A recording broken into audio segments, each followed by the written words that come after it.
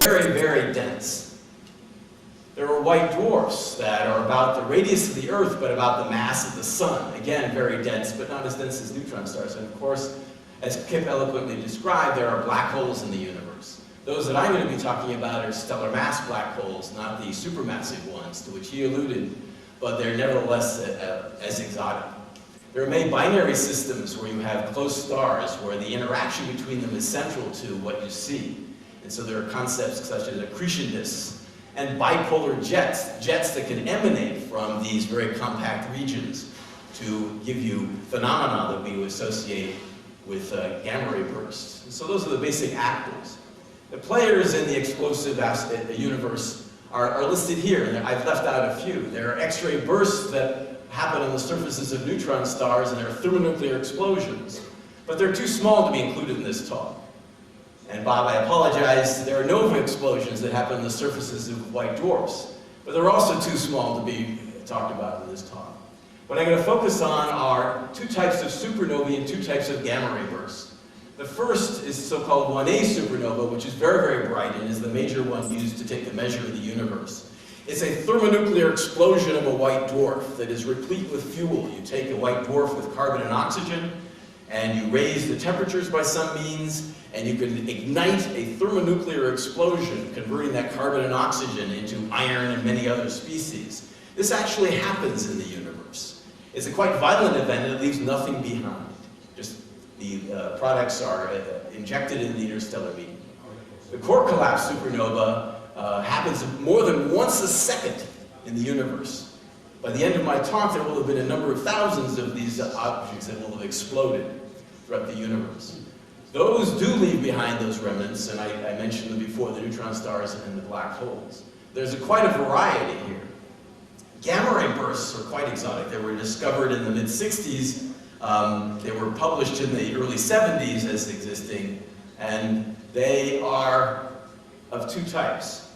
One may be associated with this core collapse, but may be much more energetic and may be the phenomenon that announces the birth of black holes in quite an exotic way and is associated, and they're associated with jets. The other may be associated with binary neutron stars that are close enough that by the gravitational radiation to which Kip alluded earlier, can come together and merge quite violently. I'm going to show some of those, some of the concepts a little bit later associated with that.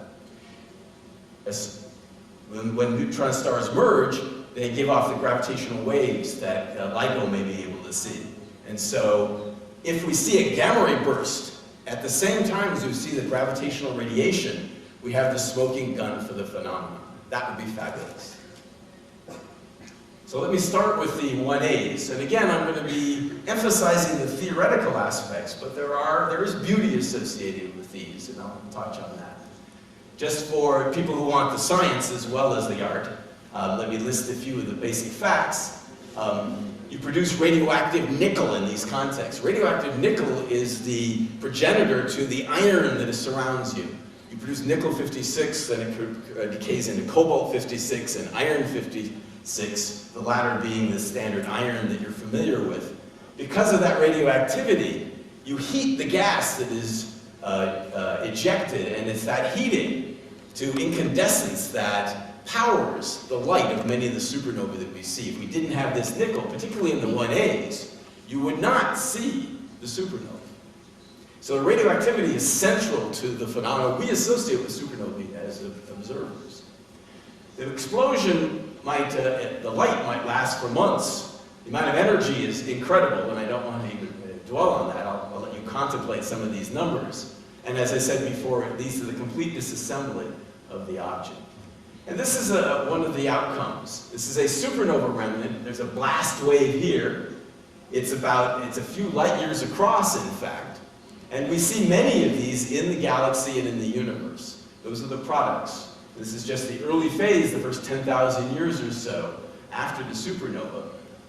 And it's this material that is going to be incorporated in the next generation of stars. They look fairly different, but they're by and large can be characterized by this blast wave that moves out with energies that are 10 to the 28 megatons of TNT equivalent, if you can get your minds around that. Now, when we do simulations of these phenomena, what we find is, in fact, that there is a burning front. It's almost like taking a piece of paper and lighting a fire on one end and watching the flame move through it. But that flame is a thermonuclear flame, so it's quite energetic. It's also the case that in a gravitational field, that flame, when propagating, leaves behind material that is a little bit less dense. The net result is that that flame is mixed. It's a turbulent thermonuclear flame. It's rather exotic as well. We're trying to simulate those sorts of things. So we have instability and a nuclear phenomenon simultaneously. And we try to throw this on a computer and we get things like this, where instead of a nice spherical expansion, we see turbulent bubbles. Each one of those bubbles is actually, again, burning the thermonuclear fuel, the carbon and the oxygen into iron and nickel, etc. And so the theorists have tried to simulate this, where in fact the thermonuclear burning front might be only a few millimeters in thickness, but the star in which this is happening may be a few thousand kilometers in radius. So you can imagine it's a very difficult computational problem to handle that range of scales. And so they punt. They try to do what they can. And in the process of doing what they can, they find structures like this when they look on the small. The burning fronts can get quite corrugated, quite tangled.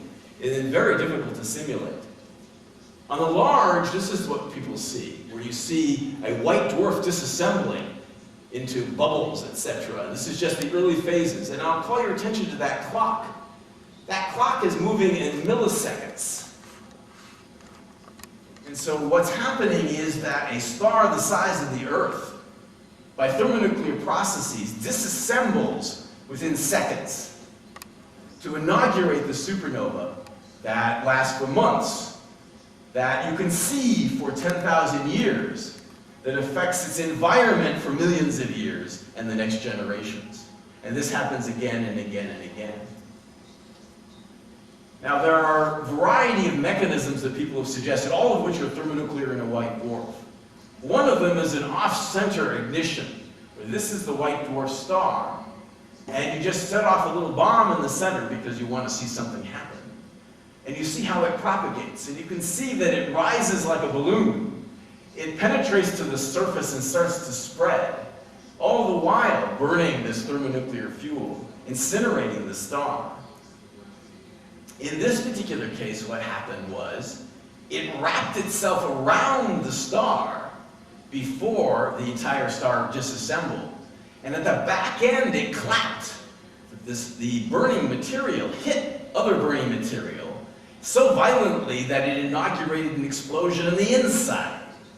So you have a bubble rising, surface wave going over to the backside, and then a violent initiation of the explosive detonation of the entire object, all in a second. The speeds we're talking about are 10,000 kilometers per second. Escape velocity from the Earth is 1,000 times less than that. The amazing thing about what I'm saying is a lot of what I'm saying is actually true.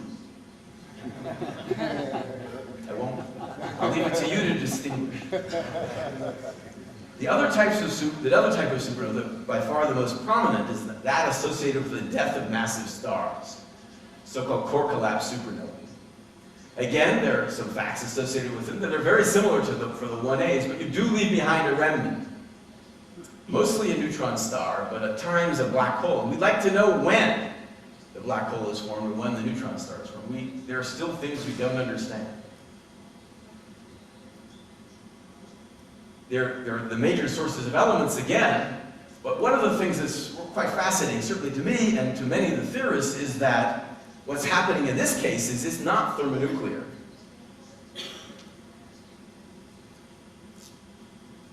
It's associated with the collapse of the core that, because it doesn't have thermonuclear fuel, isn't allowed to thermonuclearly explode. It continues a collapse all the way to nuclear densities. And so the basic scenario is the following.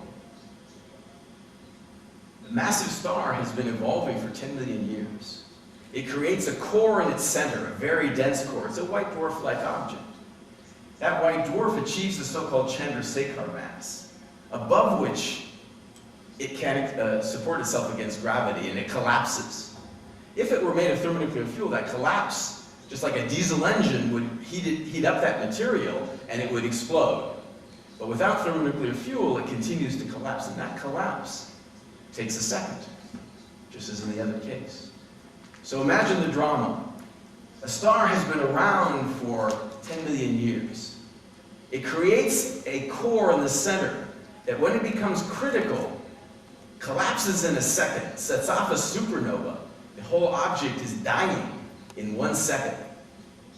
It'll set out a blast wave through the star that will take an hour to a day to get to the surface. Then it'll go through the entire display of a supernova, partially powered by nickel, throwing away all this material in a quite violent event. The progenitors of these sorts of things might look like this. This is Eta Carina in our own galaxy. It may be a binary of massive stars, and it has this nice bipolar structure. It hasn't exploded, but it erupted in 1843. People would like to think that maybe this is a precursor of a supernova, only about 7,000 light years away. That's a small distance for these things. You don't want to be too close. The evolution of these things could follow something like this, like the HR diagram, luminosity versus surface temperature that Garrick showed yesterday. High luminosities, high temperatures on the left-hand side.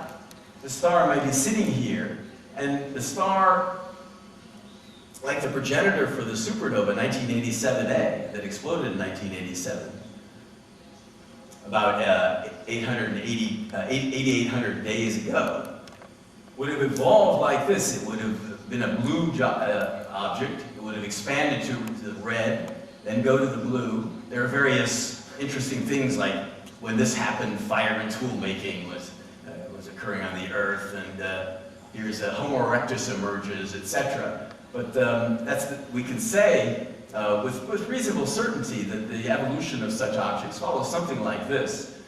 And then it'll end up either as a blue supergiant or a red supergiant, and then the outer material will evolve independently of that central core. That central core is where the action is. The rest of the star is oblivious that it's going to die. And when it does, it explodes. Here's luminosity versus time, and here's in days. This is just an example. A blast wave propagates through the star, hits the surface, and you get this big flash, and then you get this light curve that can last for very many months. A supernova, when it goes off, can be as bright or nearly as bright as the entire galaxy in which it resides. This is just an example of one. Before, there was no light there. Now there is. This is just an example. An example of a supernova remnant created in a core collapse supernova is given here. This is Casset. It went off less than 400 years ago in our galaxy. It has many, many structures in it. The blast wave here, so-called reverse shock here. One of the things that's rather interesting about this thing is that, in fact, the elements that are created and have been ejected are ejected aspherically. They're not distributed very uniformly. Another thing that's interesting is, you see that little dot at the center? That's the newly born neutron star. And we see it in the X-ray. Now, I said that the elements that are ejected are not ejected spherically. This is an example. This is a rendition of the data that people have taken of Casset, where the green is iron that people have seen, and the red is argon. And we could have done this for a number of different elements.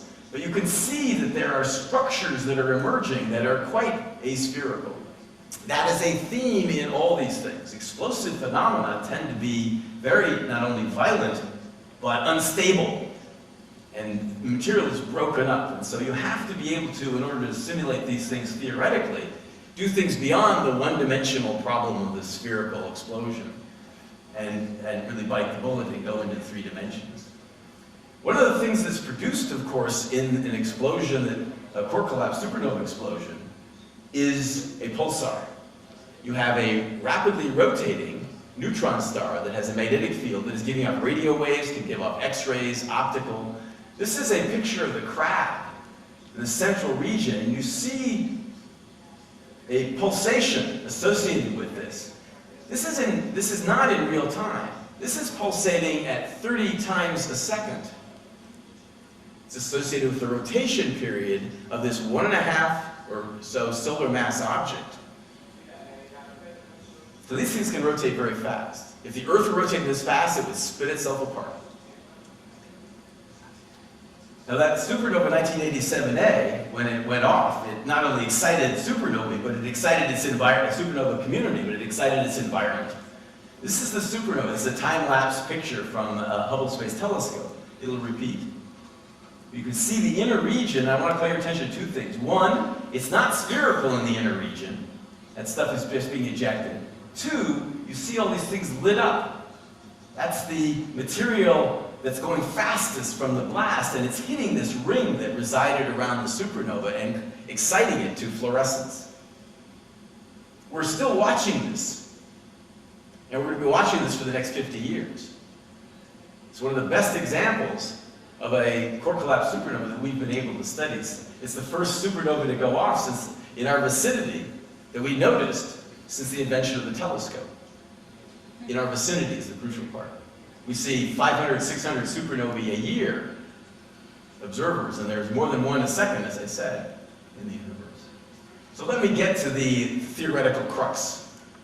So here we have a cartoon of a massive star. What happens at the end of its life is it creates a so-called onion skin structure, where you have nested elements that are progressively lighter as you move out, and heavier as you move in. Hydrogen to helium, helium to carbon, carbon to neon and other species, to oxygen, to silicon, to iron. That iron core is the so-called Chandrasekhar mass when it gets massive enough. And it has a radius, again, just a little bit smaller than the radius of the Earth. When it reaches that mass, it collapses catastrophically. This whole object collapses within about 1/4 of a second. People don't know how long a golf ball is in contact with a golf club. When you hit it, it's only 10 milliseconds. A few times that is all we have for this entire object to collapse and to form the proto-neutron star that will give birth to the neutron star. So when we do these simulations in 2 dimensions, we watch the collapse. There is the bounce and there's a shock wave that's produced. Behind the shock wave there are instabilities. The radius here is only about 200 kilometers. So this is the belly of the beast, the inside where all the action is happening. And you see instabilities aplenty are happening. But notice something. That shock wave is not moving out. Theorists have yet to figure out how it actually explodes. When you do these simulations at the periphery, it's still a radius that's only a few hundred kilometers. It's trying to explode, but it's being held back by all the material that's raining in. There's a tamp, a fist holding it in.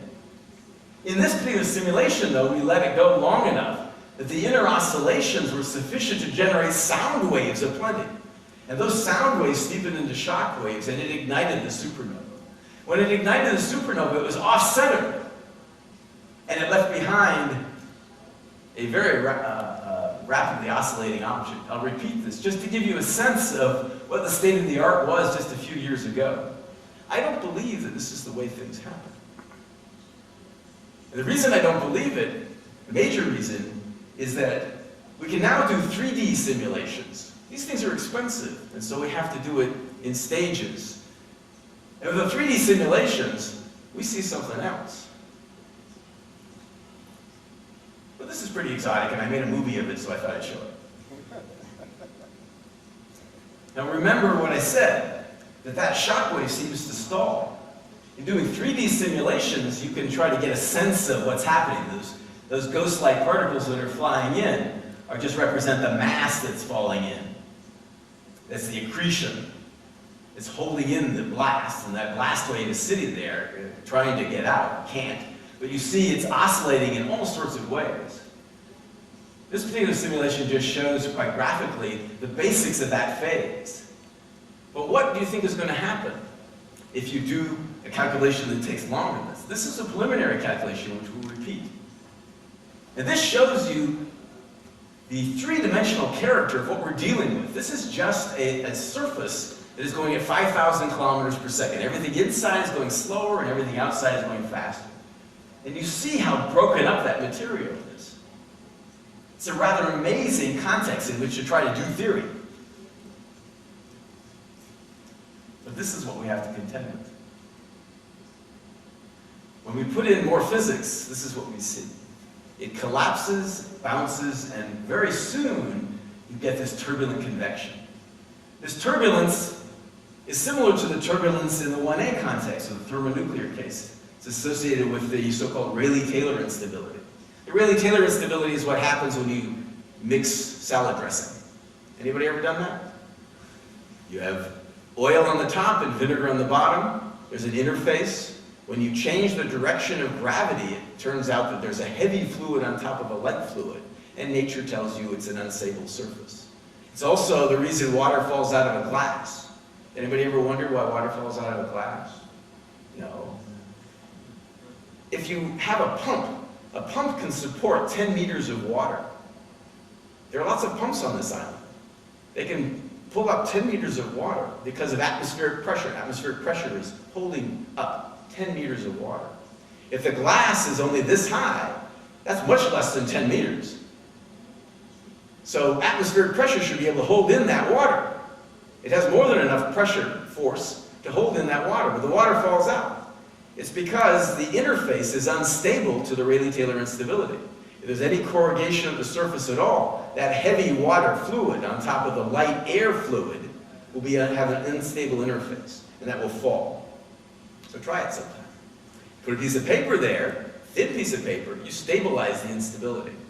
And the water won't fall out, but if it does, don't blame me. I would recommend people try this out. So you get structures like this. These structures are not only complicated, but they're beautiful. I find them so. And it's this type of an object that is emerging into the rest of the star. So you can do the same sorts of things. I have a few movies like this, where you see the characteristic structures of the roiling and boiling material. The shock wave is right out here. And in this particular simulation, the explosion occurred fairly early. When we did this simulation in 2D, it did not explode. So we're getting a hint that dimension, perversely, is central to the mechanism of the explosion. Nature does this effortlessly. We require the Department of Energy and their computers. This is the type of structure you get. And because I like this, I'm going to show another one. The surface again is near the shock wave. This bubbling and boiling seems to be essential to the explosion. So one of the things that seems to be happening here is in fact the following. When you get to these high densities and temperatures, you produce neutrinos in abundance. Very high, very weakly interacting particles, but at these densities and temperatures, they're produced in abundance. And in this phenomenon, you get a big burst of neutrinos. Kip was boasting that they get 10,000 times the luminosity of the universe in gravitational waves. I can't trump that.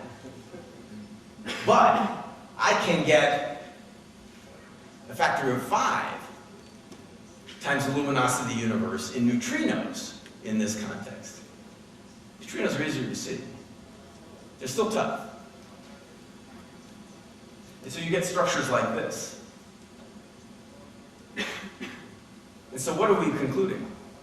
Those neutrinos not only take out energy, but they can heat up the material behind the shock. And what seems to be happening is that the efficiency of the neutrino matter coupling, the neutrinos coming out there, is larger in 2D than in 1D. And it's larger in 3D than in 2D. And it seems to be large enough in 3D to give us what we've seen since the Chinese were taking records.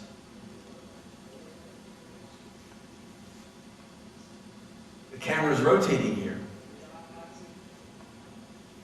The blast wave is emerging, and what's left behind in the dissolve is a neutron star. But the structures are complicated. So those two types of supernovae have engaged astronomers for many, many decades. But there are these new object Gammaray bursts that I want to end with. One class may be associated with the massive stars, as I said. In both cases, there seems to be a relativistic jet. You have material, maybe a few hundredths of a solar mass, maybe more, that is moving relativistically, very close to the speed of light, probably in both directions, emanating from a central object. How does that happen? There may be two ways that I think that I want to talk about today. In both cases, it may be that a black hole is formed. The Gammaray burst emits mostly gamma rays. The average Gammaray burst lasts for 10 seconds, but there's some that are shorter, some that are longer. That burst is brighter than a supernova in gamma rays, but it has about the same total energy, kinetic energy, radiation, etc. Cartoon, you recognize the onion skin structure, but in some contexts you may form a rapidly rotating black hole that can produce a jet. We can simulate things like this, and this is just an analogy where these are magnetic field lines. If you have rapid rotation, you can wind up the field lines and you can amplify them. There are different ways of doing that. We can make movies of these results, and so we take a few field lines and just watch what happens. Remember that collapse and that bounce and the shock wave in this more exotic context, spinning up the magnetic fields. And those magnetic fields in the process become amplified. They amplify to such a degree that the magnetic stress is sufficient to blast, in a bipolar fashion, an explosion out the poles. It creates, in some sense, a tunnel boring machine in two directions, but very energetic, that can be maybe 10 times as energetic as a regular supernova. That's moving 20,000 kilometers per second, by the way. So these types of jets that can be produced, in principle, can then emanate, propagate through the star that's sitting there. It may take only 10 seconds for that jet to emerge after being produced in a process similar to what I showed earlier. I'll show this once again. When it emerges, and there's probably another one on the other side, the Gammaray burst phenomenon starts. But it seems like there's something very interesting here. The jets have to be pointing towards us in order to see them. You can see a little bit if they're pointing off to the side, but the average Gammaray burst seems to have to point towards us to within 5 degrees or so in order to actually see, to be able to see. One of the reasons for that is that a relativistic jet beams its energy forward by Einstein's theory. If it's moving very fast, very close to the speed of light, then it'll beam its radiation, its energy forward. That's where the brightest spots are. So that's the most likely region in that direction where you're going to see this. One could do other simulations of rapid rotation, and you could get all sorts of exotica. I'm not going to emphasize the little points, but this is just an interesting simulation. And you can see the types of jets that might emerge. Now, this is what I found off the internet, so I apologize for that. But this is what happened when those jets emerge, eating away at the star, pointing in one particular direction and the opposite direction, leaving behind perhaps a black hole with an accretion disk that might continue to power it. But the only reason you see this thing, except for the underlying supernova that might be associated with it, is because the beam may be pointing towards you. And if it is, and it's in our galaxy, it will be a very bad day. Anything in its way at those distances is going to be sterilized. The Earth would be killed. Fortunately, these things happen maybe once every 1,000,000 years in our galaxy, maybe once every 10,000 years. Now, there's a satellite in space, the Swift satellite, that can trigger on Gammaray bursts and then tell people on the ground to go look at them. This is just an artist rendering. What it does, it sends telemetry down to telescopes that will then slew to the Gammaray burst. And what they saw was not just gamma rays, but infrared and optical emission. Those Gammaray bursts interacted with their environment and produced very bright signals, so-called afterglows. And those afterglows can be seen, the brightest can be seen across the universe. In fact, Gammaray Burst, because of their brightness in the gamma ray, and perhaps because of their afterglows, may be the best, or one of the most unique probes of the farthest reaches of the universe, at so-called redshifts of maybe 10 or 15, if they exist. Maybe the probes are the first stars. The other type of gamma ray burst with which I'd like to close may have a very different origin, but always associated with these violent events, the neutron stars and black holes, very rapid, highly energetic phenomena. And that could be what I alluded to before, two neutron stars that are so close that by gravitational radiation they spiral in together. But what happens when neutron stars collide? We don't really know. But it can't be good. But what we think might happen would be the formation of these relativistic jets. So people have done some simulations of these collisions. This is similar to something that Kip showed, where you have the tidal effects that can interact, throw off material. And these simulations can give us a sense of what's happening. And notice the time scale. That all happened in 10 milliseconds. And other people have simulated these things as well. The neutron stars are completely destroyed. They merge into something that's rapidly rotating. That object, when it loses its rotation, is too massive to be a neutron star and collapses to a black hole. During this process, you have a huge amount of energy available. You can generate very large magnetic fields. And those magnetic fields may actually be instrumental in producing a jet. This is a storyboard of a simulation just like that, those two neutron stars, but now with magnetic fields. And the magnetic fields, in principle, can be wound up, and they started to see the makings of a jet. At the same time this is happening, as I said earlier, gravitational waves are being emitted. They're characteristic of this phenomenon. If you see the gravitational waves at the same time as you see the gamma ray burst, this will be a very important event. We will have been able to predict something and then verify something after a lot of study that we could only have hinted at many years ago.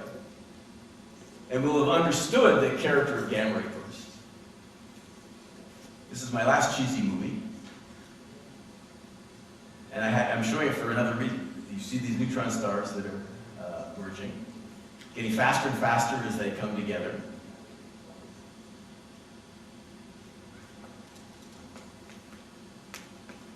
Then a miracle happens, and you get this burst. Now that burst lasted only maybe half a second to a second. It's the so-called short, hard gamma ray burst. These two together give us some of the most violent events in the universe, and we're starting, in fact, to be able to simulate these things. So let me summarize with what I think are the most important and salient points. What we're dealing with are stars that do have a birth, a life, and a death. They evolve. Stars of different types evolve differently. Sometimes when they die quite violently, but in the process give birth to the next generation of stars, produce the elements of existence, and enrich the galaxy with what we need to survive on Earth, for example. The mechanisms of supernovae and gamma ray bursts we're starting to understand. It requires the computational arts. We have a yardstick for the universe, trying to measure it. We'll hear more about that from Joe Sill's talk. We give birth to some of the most exotic objects. But to me, what is one of the most interesting things is that over the decades, people have been able to figure out a complicated story, a scenario, a general set of ideas that may well be true about the fundamental phenomena of the universe. And it's only possible that in the modern era because we're at the confluence of great progress in physics, in chemistry, in mathematics, in computation. And that has given us the capability to, in our minds and with our computers, relive and figure out the great dramas of the universe that involve not only violence, but regeneration. Thank you very much for your patience.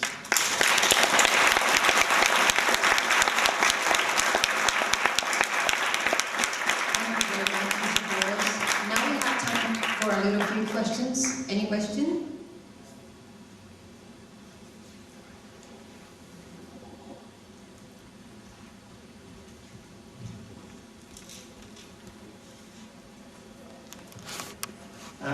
The issue of how supernovae are powered has been around since I was a graduate student, half a century ago. And you and others have been struggling with it for decades. Are you telling me that you now believe you know the answer, that it really is due to the neutrinos carrying the energy out and reigniting the explosion? As Kip well knows, the subject has been rife with false claims and false starts. So one has to be a little bit careful about claiming victory and that one has identified robustly the mechanism. However, there's every indication that the neutrino powering should work. We can see it working in a subset of massive stars, the lowest massive stars from a neutrino-driven wind that every simulator is getting. It's under-energetic, but we have a spectrum of supernova energies, and those may just be the weakest ones. What has been missing in the past is access to multidimensional codes and computers that can actually employ these codes profitably. And so what we've seen is as we've gone up in dimension, that things are getting easier. I'm hoping we don't have to go to 4 dimensions to prove this.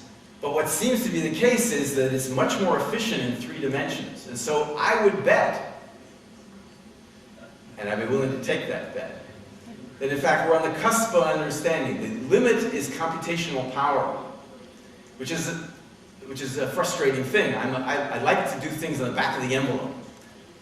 I need a really big envelope for this particular problem. But it seems as though 3 dimensions may be the key, and the neutrino driving may be central, as people thought for a long time, but were never able to demonstrate.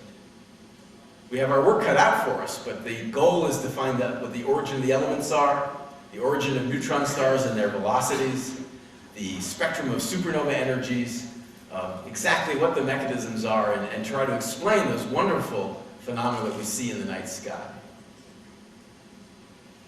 Any other question?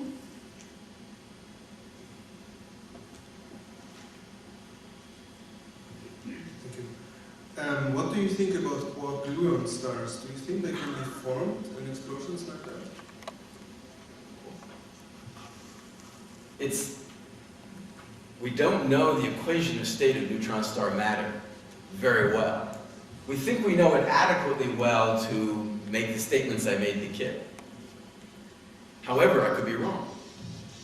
If it's the case that there is a phase transition from that very dense neutron star matter to quark matter at sufficiently low densities, which is the key, then it's possible, if it's a so-called first-order phase transition, to actually get another bounce, another source of energy, and to ignite a supernova that way.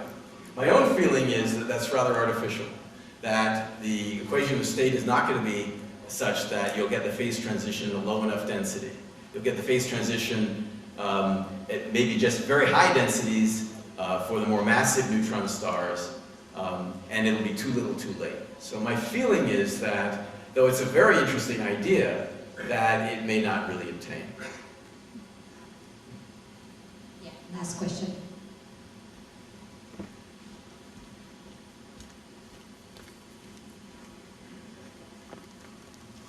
Thank you. Since the first stars that formed were unlike the stars that we find around us today, would the supernovae in those stars be significantly different from the ones we see around us now? I think so. What David is alluding to in particular is that when the first stars form, they don't have the benefit of all those heavy elements that came from the supernova, chicken and egg. The first stars that form may be significantly more massive than the average massive star that is associated with the core collapse supernova. And if it's hundreds of solar masses, then the mechanism is indeed different. It may be easier for those to explode because you can, through theoretical means, determine that in fact that you can produce a lot of oxygen in the interior, that the collapse could be very violent, you get a very strong thermonuclear explosion. Rotation may be important as well. people haven't had as much trouble exploding those objects. And they will produce heavy elements that will then contaminate the environment in which the next generations will form. So I think the first generation may well be different, as you suggest, and that the mechanisms for those won't involve the Chandrasekhar mass, won't involve the scenario that I described, but maybe involve simpler physics and maybe easier to obtain. Okay, thank you very much, Mr. Burrows.